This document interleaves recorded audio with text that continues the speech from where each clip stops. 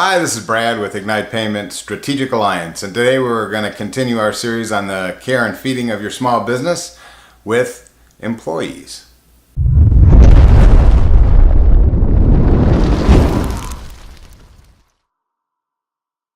Hiring and firing employees ends up being one of the most important decisions any small business can make. How do you find your employees? Are they referrals from friends or other employees?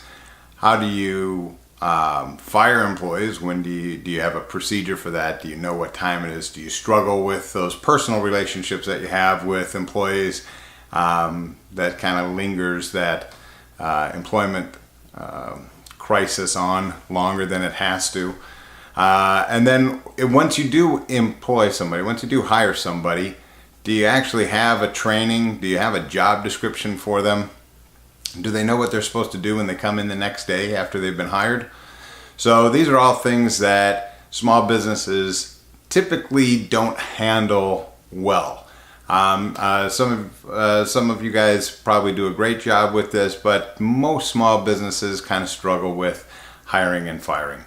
So something to keep in the back of your head when you're hiring somebody is, do you have a set interview process that you're going to go through? Do you have those check boxes to make sure that there's a personality and a skill set that's going to fit your business? Do you have an idea for where that job description will grow over the next 6 months or 6 years? Do you have other employees that you have to consider? Are their job descriptions going to change when you make this hiring?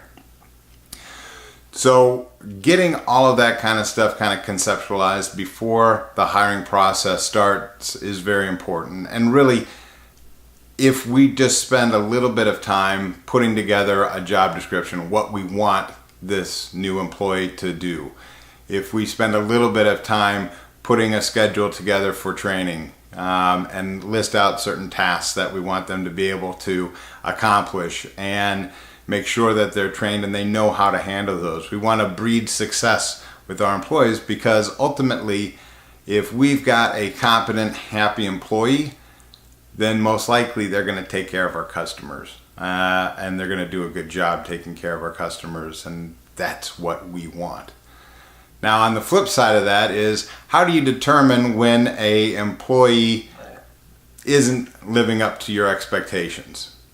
Do you have reviews that you do with them? Do you have an accomplishment chart or a responsibility chart or a accountability piece of your daily business that shows employees how they're doing? It's important because employees need to have that reinforcement, right? They need to know that they're doing a good job so that they can continue doing that, and they need to know if something's wrong. And that doesn't have to necessarily be confrontational. If they're just doing something wrong, it's easy enough to step back and retrain them on what those steps are. And I think that one of the problems that we get into generally as small businesses is we really do get stuck in that day in and day out grind, what we're doing to keep the business open, to put out the 100 fires that we see during a day. And oftentimes we just expect through osmosis our employees to know what they're supposed to do. So just take a step back today. I don't have any solutions for any business, because really every business runs differently. But what I can suggest is, when you're hiring, have a job description, know what you're hiring for. You don't just need an extra person to be there to have an extra person. So know what they're coming in to do. Have training that correlates with what those job responsibilities are going to be, and have some kind of accountability down the road for them so that they know if they're doing a good job or not.